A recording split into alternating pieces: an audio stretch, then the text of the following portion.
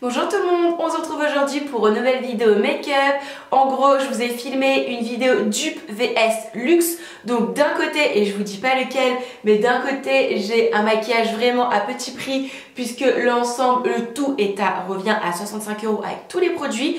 Et de l'autre côté, ça revient à 355 €. Quand je vous dis que j'ai sélectionné des produits vraiment à petit prix, je suis pas sur des produits à 20 €. Je suis vraiment sur des produits à 3 €. Le plus cher, il me semble que c'est une dizaine d'euros, c'est un produit pour le teint. Mais autrement, on est sur des produits à 4 €, 3 €, 6 €. Vraiment, j'ai sélectionné le moins cher du moins cher de mon placard.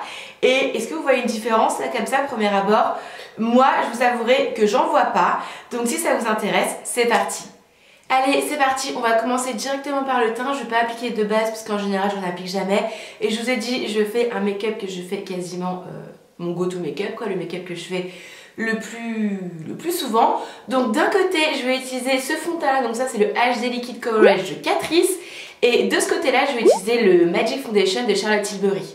Donc allez, c'est parti, on commence par le Catrice. Donc celui-ci, il est à 7,99 €. C'est un fond de teint que je vous parle quand même assez souvent parce que c'est un fond de teint à petit prix, mais vraiment un fond de teint que j'aime énormément. Il est assez couvrant, il est bien mat, il tient toute la journée et pour le prix, pourquoi dire non? Ensuite, de l'autre côté, eh ben, c'est parti pour le Charlotte Tilbury, le Magic Foundation. Donc toutes les teintes et tout sera en barre d'infos. Donc celui-ci, moi je vous en ai déjà parlé, je vous ai fait un crash test, c'est un fond de teint que j'aime énormément. Moi je l'ai acheté 30 livres à Londres, mais sur le site de Fil Unique, il coûte 37,90 €. Donc on va dire qu'il est à 37,90 €. On va pouvoir passer aux anti-cernes. Donc du côté pas cher, petit prix, j'ai celui-ci de Maybelline, et du côté luxe, on va utiliser le prolongeur de MAC. Donc j'en mets quand même une bonne couche pour celui-ci puisqu'il est un poil moins couvrant que le MAC. Donc moi je l'ai en teinte light. Et au niveau du prix, alors moi j'ai pris les prix que je trouvais sur internet, mais je pense qu'en magasin on peut le trouver à moins cher. Je l'ai trouvé sur le site de Fil Unique à 11,50 €. Je vous avouerai que je suis pas allée en magasin vérifier le prix, donc on va mettre 11,50 €, mais moi je suis sûre que je l'ai acheté moins cher. On peut donc passer à celui du MAC. Alors vous inquiétez pas, il y a un petit côté libre sur le Beauty Blender où j'ai fait une petite place exprès pour pas avoir de mélange. Là pour le coup, je pense qu'on va avoir une différence parce que celui de MAC, il est quand même bien plus couvrant. C'est un des anti-cernes les plus couvrants vraiment que je possède. Mais je vous avouerai qu'en petit prix, déjà de base j'ai pas énormément d'anti-cernes, mais c'est vrai qu'en petit prix, j'en ai pas des masses. Je crois même que le Maybelline c'est le seul.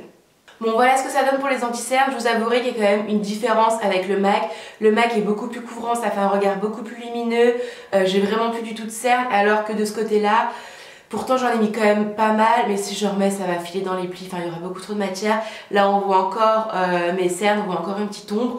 Bon, pour l'instant c'est la seule différence. On peut donc passer à la poudre. D'un côté, je vais utiliser la Stay Matte de Rimmel. De l'autre côté, je vais utiliser la poudre transparente Kit Pore et Matité de Clarins. Ce sont toutes les deux des poudres ultra matifiantes qui restent quand même malgré tout assez fines. Sauf que d'un côté, on a celle-ci à 4,49 €. Maintenant, on va pouvoir passer à l'autre côté avec la poudre Clarins qui celle-ci coûte 49 €. Elle paraît blanche comme ça, mais encore une fois qu'elle est posée sur la peau, bon, elle a un tout petit peu tendance à blanchir. Enfin, de toute façon, j'ai du mal à trouver des poudres blanches qui ne blanchissent pas une fois posées. Ça existe, hein, mais moi, toutes celles que j'ai testées, elles blanchissent un tout petit peu. Mais voilà, après, elle fait très bien son job. Elle est très fine. Je poudre mon dessous de l'œil avec. Ensuite, on va venir apporter un petit peu de couleur, un petit peu de peps, donner un petit coup de soleil au visage. D'un côté, on a deux bronzers. Donc de ce côté-là, du côté petit prix, on a le W7 Honolulu que j'achète sur Amazon à 6,69 €. Et de l'autre côté, on a le joli bronze goddess de Lauder que l'on peut retrouver sur le site de Sephora pour 46 €. Je vous avouerai qu'au niveau des teintes, c'est pas tout à fait les mêmes. De moi-même, je suis plus pour cette teinte-là. Je la trouve un petit peu plus naturelle. Elles sont pas irisées, mais elles sont pas 100% mat. Les deux sont légèrement, reflètent légèrement la lumière, mais c'est très léger. Maintenant, je suis sûre qu'une fois posée sur la peau avec le pinceau, on verra pas de différence. Donc ce que je vais faire, c'est que je reprends mon gros pinceau poudre. À chaque fois, je l'essuie dans un gant de toilette. Donc il n'y a plus du tout de poudre ni de produit dessus. Je tapote bien parce que mine de rien, il est très pigmenté. Et c'est parti, je vais venir par creuser très légèrement la joue. Je viendrai estomper après. Et ensuite, je vais venir en mettre comme d'habitude au niveau du front, au niveau de la tempe. On descend très légèrement, un tout petit peu les maxillaires et un poil dans... Vous voyez, niveau pigmentation, on va venir estomper après. Hein. Hop, bah c'est pareil. On va faire la même chose de l'autre côté. On creuse un petit peu les joues et ensuite on vient mettre au niveau du front, des tempes, hop là, un tout petit peu au niveau des maxillaires. Donc voilà ce que ça donne de ce côté-là. Bon, le résultat, je le trouve très très joli. Ici, on a l'impression que c'est un petit peu moins bien fait, mais c'est tout simplement parce qu'ici, j'ai une tache, voilà, ma tache habituelle sur la joue. Mais autrement, comme ça, il n'y a pas vraiment de différence. Hein. On va venir apporter un petit peu de peps, un petit peu de couleur, un peu de ghetto visage avec deux blushs. Le premier, ça va être celui-ci de chez Essence. Alors celui-ci, je sais pas s'il est encore en vente, moi je l'ai acheté il y a quand même pas mal de temps. J'ai regardé les blushs Essence sur internet, ça coûte environ 3 €. Donc on va dire qu'il est à 3 €. Celui-ci, il est magnifique. Et de l'autre côté, pour le côté luxe, on va utiliser le Tipsy de Tarte. Alors celui-ci, je suis allée sur le site de Tarte carrément. Alors je n'ai pas retrouvé la couleur, donc peut-être qu'elle n'existe plus, je ne peux pas vous dire. Mais en tout cas, les blushs Tarte sont à 34 €. Donc ce que je fais, c'est que je viens mélanger, hop là, toutes les couleurs entre elles. C'est encore une fois mon gros pinceau poudre, hein, je fais tout avec. À chaque fois, je les suis bien dans un petit gant de toilette sec. Et hop là, c'est parti. On vient mettre un petit peu de couleur. On peut donc passer à ce côté-là avec le joli Tipsy de Tarte. Et encore une fois, je suis sûre qu'on verra pas réellement de différence. Je sais pas, surprise. Voilà ce que ça donne pour le teint. Alors encore une fois, honnêtement, je vois peu de différence. Maintenant, on va passer à l'étape de l'highlighter. Donc côté petit prix, on va utiliser celui-ci de ELF. Alors celui-ci, je l'ai cherché, je ne l'ai pas trouvé sur le site. J'ai l'impression qu'il n'existe plus, mais je me rappelle précisément du prix. Je l'avais acheté 3 €. Donc c'est l'highlighter marbré en teinte Moonlight Pearl. Et de l'autre côté, on va utiliser celui-ci, donc qui est le joli Opale de Becca. Allez, c'est parti. Et celui-ci, je me rappelle, enfin ça fait très longtemps que je ne l'ai pas utilisé. Oh, il est joli quand même. Vous voyez, pour 3 €. C'est vrai qu'en été, j'en mets presque jamais parce que j'ai la peau qui a tendance à briller. Mais en hiver, je trouve ça quand même pas mal. Bon, je vous avouerai que je vais pas rester comme ça. Je prends un pinceau estompeur pour... enfin, estompeur, non pas du tout. Un gros pinceau poudre pour venir estomper un petit peu parce que moi, avoir les... Hop là, la grosse barre d'highlight, je suis pas méga fan. Mais par contre, un petit reflet subtil comme ça, ah, c'est quand même pas mal. Hein. C'est joli, très joli. De l'autre côté, on va venir utiliser les Opale de Becca. Celui-ci, en fait, c'est mes deux highlighters préférés. On en a un à 3 €, un à 38 €. Mais ils sont vraiment...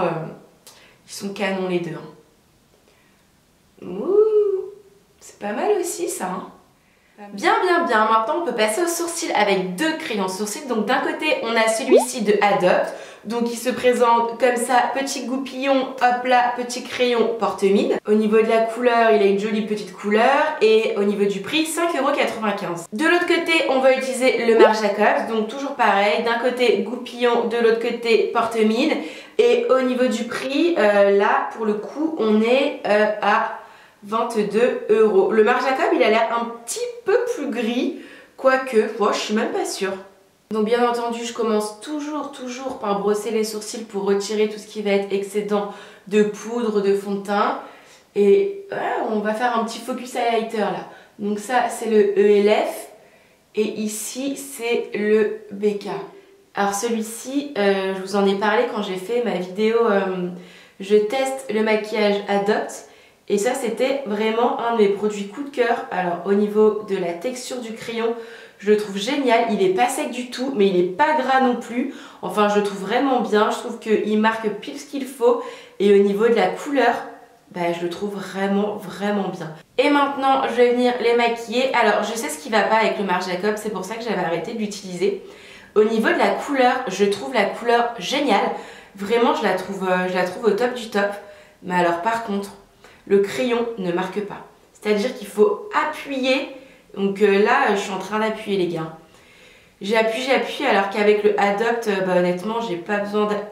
Et en plus, ça me fait perdre des sourcils. Voilà, je trouve la couleur vraiment canon. Mais je trouve la texture, la matière du crayon trop sèche. Une bonne chose de faite. Maintenant on va pouvoir passer aux yeux. Alors là attention, bon vous imaginez bien que je vais pas faire un maquillage avec des paillettes, des feux de cils et compagnie. C'est pas du tout mon style, mais on va maquiller un petit peu les yeux quand même pour comparer. Alors là attention, je vous parlais de deux palettes. Donc on a la Chocolate and Peaches de I Heart Makeup qui coûte 9,99 € et de l'autre côté on a la Sweet Peach de Too Faced qui coûte 47 €. On va commencer par, qu'est-ce qu'on va faire? On va faire le creux de paupière, donc de cet œil là, avec cette petite couleur là. Donc là j'ai pris un pinceau 217 de MAC, donc je vous avouerai on va changer de pinceau à chaque fois pour les deux yeux, hein, pour pas qu'il y ait de soucis, là je vais être obligée. De ce côté là je vais venir prendre ma petite palette Sweet Peach, je prends le fard puré avec un pinceau estompeur propre. Cette fois-ci il s'agit d'un E25 de Sigma. Bon voilà ce que ça donne pour les yeux, on a ce côté là qui est peut-être un poil moins pigmenté, un peu plus clair. Mais je vous avouerai qu'il n'y a pas grosse différence non plus. Maintenant sur la paupière mobile je vais venir prélever cette couleur là, je vais venir l'appliquer directement au doigt, là on se prend pas la tête. Donc ça c'est un petit peu la couleur star de la palette et qui ma foi, je vous le rappelle, est pas mal pigmentée hein.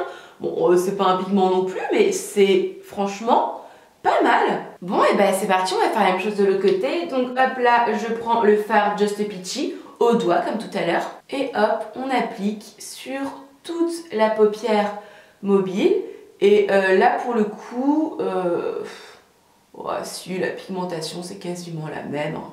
Maintenant on va pouvoir passer au ras de cils et je sais pas ce qui me prend, j'ai envie de mettre cette couleur là, ce petit vert kaki un peu irisé au niveau du ras de cils. Là on y va. Donc là j'ai pris un pinceau biseauté qui n'a pas de marque, que j'ai depuis au moins 10 ans. Et c'est parti, mon pinceau est bien propre, donc bah je reprends un vert kaki hein. Et c'est parti pour le deuxième ras de cils.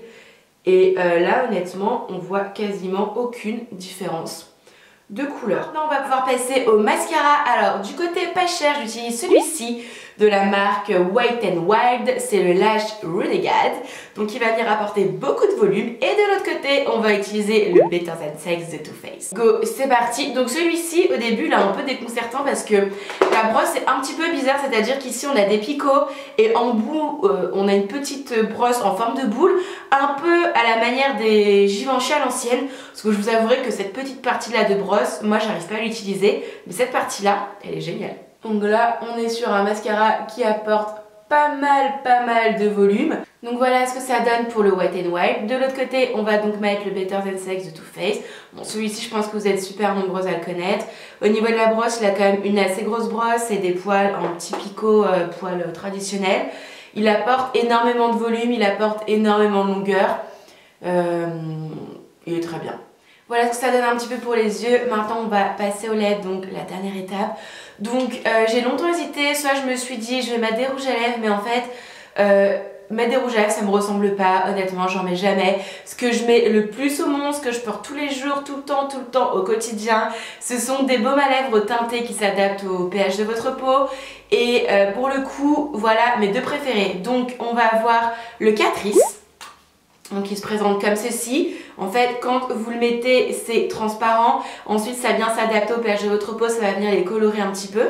Et de l'autre côté, et ben, vous le connaissez ici, il s'agit du lip glow de Dior. Ça va tout de suite mieux, hein. Ça fait quand même de suite beaucoup plus joli. Parce que là j'ai vraiment une impression de ne pas avoir de lèvres maquillées, mais j'ai des jolies lèvres qui sont repulpées, qui sont très légèrement brillantes.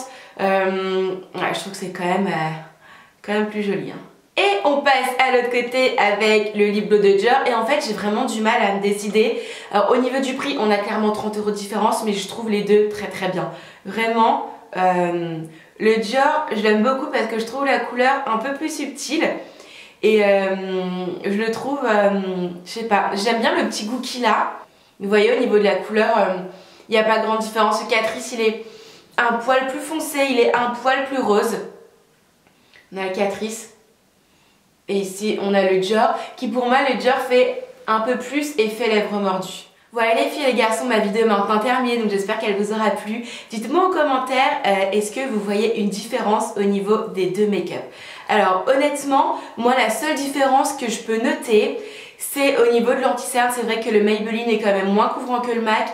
Maintenant au niveau des yeux j'en vois aucune, au niveau du teint j'en vois vraiment aucune. même full highlighter, une fois le maquillage complètement terminé, peut-être que le LF il fait un petit peu plus mouillé, un petit peu plus givré, et le BK je le trouve un peu plus subtil. La seule et unique différence vraiment pour moi, c'est qu'on a un côté qui est à 65 €, donc ce côté-là, le côté pas cher, et je vous ai prévenu que j'allais mettre des produits pas chers, mais vraiment pas chers. Je n'ai pas mis des produits à 15-20 €, non, j'ai essayé de mettre vraiment les plus petits prix que j'avais dans mes placards, donc 65 € contre 355. Donc est-ce que ça vaut la peine de craquer son slip et craquer son budget? Bah, la réponse est oui et non, enfin j'ai envie de dire chacun fait avec ses moyens, chacun fait avec son budget. Maintenant, si vous avez un petit budget make-up, et bah vous voyez finalement, je veux dire, on peut quand même faire de belles choses. Voilà les filles et les garçons, j'espère encore une fois que cette vidéo vous a plu. N'hésitez pas à mettre un petit pouce en l'air si c'est le cas, à vous abonner si ce n'est pas fait. Voilà, moi ça me fait plaisir et puis j'ai l'impression de faire des vidéos qui vous plaisent, donc moi ça me fait plaisir.